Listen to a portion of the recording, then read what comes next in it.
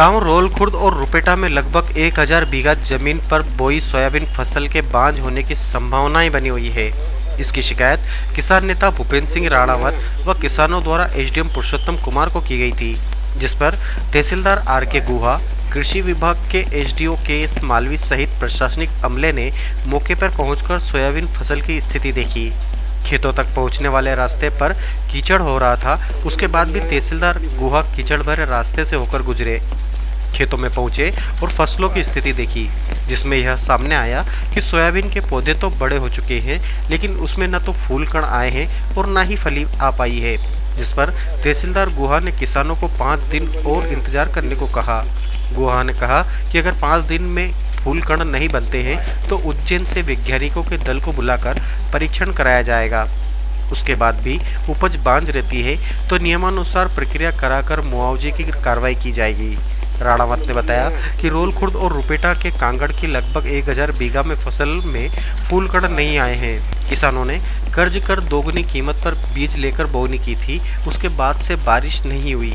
किसानों ने जैसे तैसे डोरे चलाकर और निंदाई कर फसल को सूखने से तो बचा लिया, लेकिन अब उसमें फूल कण नहीं आए हैं। इससे फल के बांझ होने की पूरी संभावना है। अगर पौधों में फूल कण और फलियां नहीं आती है तो किसानों को खासा नुकसान होगा और उन्हें आर्थिक मार झेलनी होगी।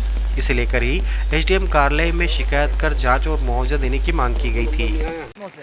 कि जो वास्तविक नुकसान हुआ उसकी एक लिस्टिंग चाहिए हमको। लिस्टिंग बराबर तो क्या होता है, जब फायदा देने का टाइम आता है तो पूरा गांव खड़ा होता है, हमारी फसल तो कहीं नहीं बचे हो, ऐसा होता है।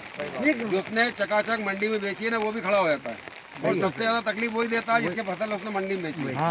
इसलिए जो वास्तविक किसानों की सूची आप तैयार रखें। बिल्कुल रखेंगे, ठीक है ना, दोनों गाँव। कल को कभी कोई हम कुछ कर सकते होंगे, है ना, तो हम जरूर कृषि वैज्ञानिकों को 10 दिन के बाद में एक विजिट देना है और इनके पास सूची रहना चाहिए बस। चलो ठीक है, सूची दे दें जो नुकसान ये वो स्पेशल कर लेंगे, ये मतलब है ना। अगर प्रयोग उन लोगों के क्षेत्र में ज्यादा करेंगे तो फिर हम लोग देखेंगे, ठीक है ना सरकार। फिर आप और इसके संबंध में कोई दवाई वही बताइए साहब क्या करना है। नहीं, लिहोसिन दवा आती है, लिहोसिन सुनिए। नाम से आती है, जो बढ़भार को रोकने काम करती है, हाइट को रोकने हाइट को रोकने। तो वो तो हाइट ऑलरेडी बहुत छोटी हाइट है, तो भी आप बायोजाइम डालो, यदि हाइट कम है। हाइट सुनो हाइट कम है तो क्या डालना, देखो बायोजाइम आता है, बायोजाइम बायोस्टेट कंपनी का या धनजाइम डायो, उसमें भी साइटोकिनिन धनजाय। ये अपन 50 ml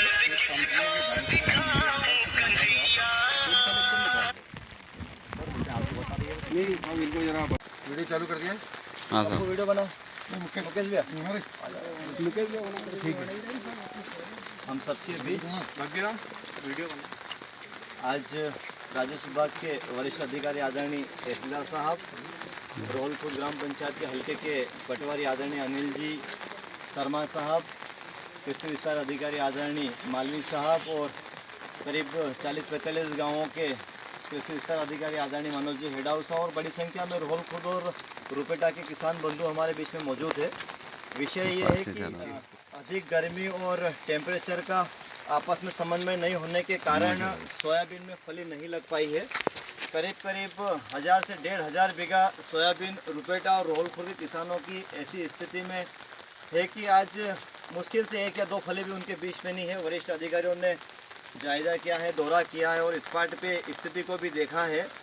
मैं सर्वप्रथम तो आदरणीय तहसीलदार साहब को धन्यवाद देना चाहूँगा कि इस रिमझिम बारिश में भी आपने पधार कर, इतने लंबे समय कीचड़ में पधार कर जो किसानों को आश्वासन दिया है और जो इन्हें विश्वास दिलाया है कि आपकी फसल की क्षतिपूर्ति निश्चित रूप से होगी, इसके लिए मैं समस्त किसान बंधुओं की तरफ से आपका आभार व्यक्त करता हूं।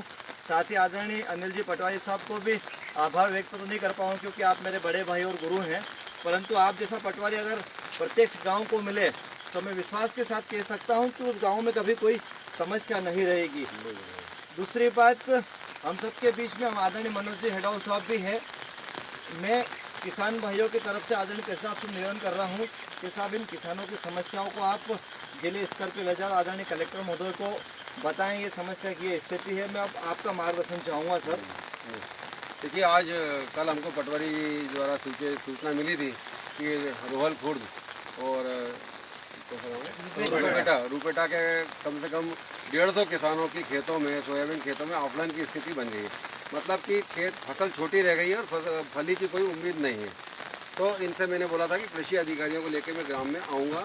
आज मैं ग्राम में आया, मौका देखा और ये पाया कि वास्तव में यहाँ बहुत ज़्यादा तकलीफ़ है।